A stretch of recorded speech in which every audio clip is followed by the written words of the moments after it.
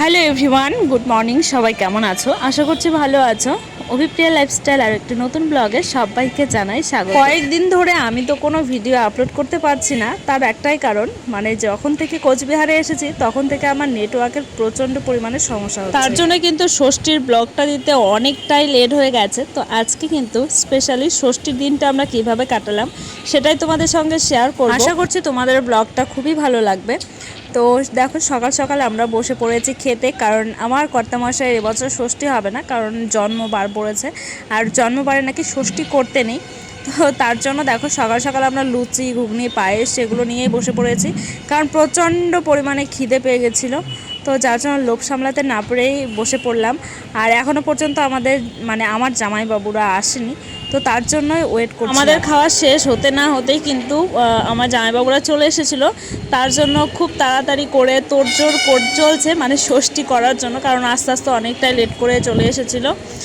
তো এই হচ্ছে ষষ্ঠীর ব্যবস্থা করা হচ্ছে। ওই হচ্ছে জামাইবাবু আর আমার কর্তামশাই দুজনে মিলে বসে পড়েছে।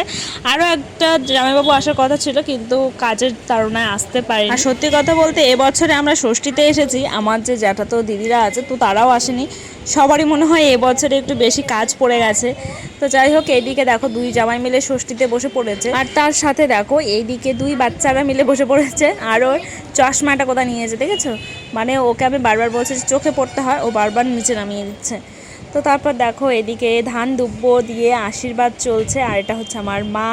এর আগে হয়তো তোমরা দেখোনি, ব্লগে নেওয়াই হয়নি মাকে, যেহেতু অনেকদিন পর এলাম বাড়িতে। তো এদিকে ধান দুব্বো দিয়ে মোটামুটি প্রায় আশীর্বাদ করা হয়ে গেছে। তারপর জামাইদেরকে খেতে দেওয়া হলো। তো সামান্য কিছু আজকে আয়োজন করা হয়েছিল। আজকে যেহেতু নিরামিষ পড়েছে, যার জন্য মাছ মাংস কোনো কিছু নেই। তো সকাল দুপুর খাওয়া দাওয়া কমপ্লিট করে বিকেলবেলা আজকে আমরা এসেছি জমিতে চা বাগান দেখতে। অনেক দিন পর আজকে জমিতে এসেছি। দেখো সিজনের হেভি লাগে। এই যে গাইস, এই যে শাক তুলে নিয়ে আসলো, যে এখন তোমাদেরকে দেখাবো আমাদের করলা উঠছে জমি। তারপর এই যে হলো আমাদের চা বাগান, আর এই যে হলো চা বাগান এইটুকুই। হ্যাঁ, আবার কি ওই যে ওটা লঙ্কার জমি, আর ওই যে ওই এটা আমাদের কাকুদের জমি লঙ্কা। এই লঙ্কাগুলো তো সেই ঝাল হবে, এটা ঝাল হবে রাজা মরিচ।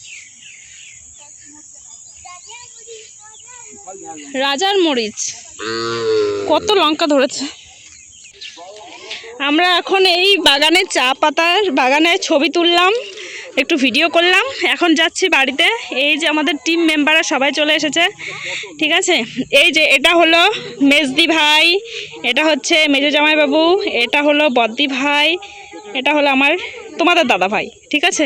হ্যালো, এইদিকে তাকাও সবাই একটু।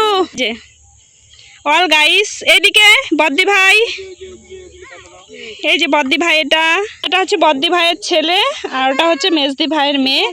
আর এই যে আমার ছেলে এখন ফোন করছে গাড়ি দিয়ে। চলো এখন চলো।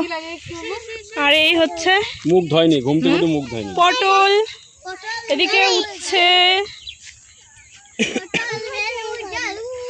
এই যে একটা পুঁই শাকের গাছ। শাকগুলো কে কে চেনো? আমাদের তো ভীষণ ভালো লাগে এই শাকটা, এটাকে আমরা রসুন শাক বলি।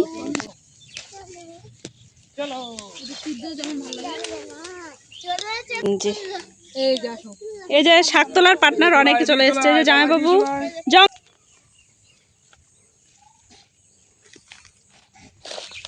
ওই যে আর দুটো চলে যাচ্ছে বাড়ি।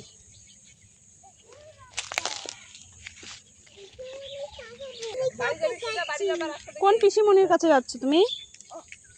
ওটা মাসিমণি। এই যে জামাইবাবুরা এসছে বাড়িতে, এটা হচ্ছে এখানকার জামাইবাবু, আর এটা হচ্ছে কোথাকার জন্য ধূপগুড়ি জলদাপাড়া। তো জলদাপাড়ার জামাইবাবু, তো জামাইবাবুর সাথে কথা বলার জন্য খুব রাগ করেছে, ঠিক আছে। আচ্ছা আচ্ছা ঠিক আছে, হ্যাঁ বসি না, ওই যে সব চলে যাচ্ছে, একটা চলে গেছে বাড়ি, আবার দেখি ওইদিকে যাই। আমরা এখন গেছিলাম মাঠে, তো মাঠ থেকে এসে এখন আমরা এসেছি বর্ডার দেখতে। তো আর দেখো চারিদিকটা জঙ্গলের মধ্যে দিয়ে একটা রাস্তা, আর এটা হচ্ছে আমার একটা দিদি, বড় দিদি, হ্যাঁ, তারপর এই দিদি, তারপর এই দিদি। এ বাবা, পড়ে যাবি। তো চলো তোমাদের সঙ্গে শেয়ার করবো আমাদের বর্ডারটা, বাড়ির আশপাশটা। তো এইদিকে তো খুব একটা আসা হয় না, অনেক দিন পর এলাম, প্রায় 2 বছর পর এসেছি। তো চলো দেখাই। হচ্ছে আমাদের বর্ডার বাংলাদেশ আর ইন্ডিয়া বর্ডার। এই বর্ডারটা পেরোলেই কিন্তু বাংলাদেশ। হ্যাঁ চলো, এই বর্ডারটা পেরোলেই বাংলাদেশ। আর ওই পারে কিন্তু আমাদের জমি আছে, এদিকেও জমি আছে, এদিকে জমিগুলো দেখাচ্ছে। আরে বাবু, এই যে দাদা, দাদা এখন কাজ করছে, জ্যাঠা তো দাদা।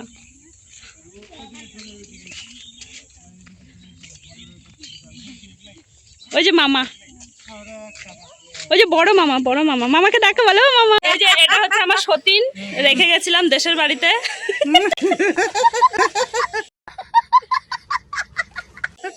অনেকদিন পর সতীনের সাথে দেখা হলো, বলো। আর এটা হচ্ছে ছেলের বউ, প্রথম পক্ষের ছেলের বউ। চালাচ্ছিস?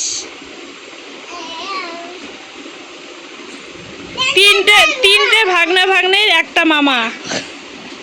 আপনার কত কিছু সহ্য করতে হচ্ছে, যদি একটু বলেন তাহলে ভালো হয়। আমার কিছু বলার নেই। না না, কিছু তো একটা বলুন। না, কিছু বলার নেই। মানে এত ভাগ্নে আপনার কেমন লাগছে? ভালো লাগে, ভালো। আমি খুবই সাকসেস।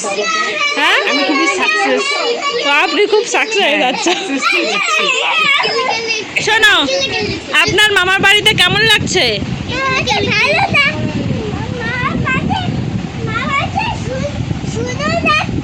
ও, আপনার মামার বাড়িতে কেমন লাগছে? আর আপনার? ভালো ভালো। কি নাচছে? ও, আর শিব ঠাকুর নাচছে। ঠিক আছে।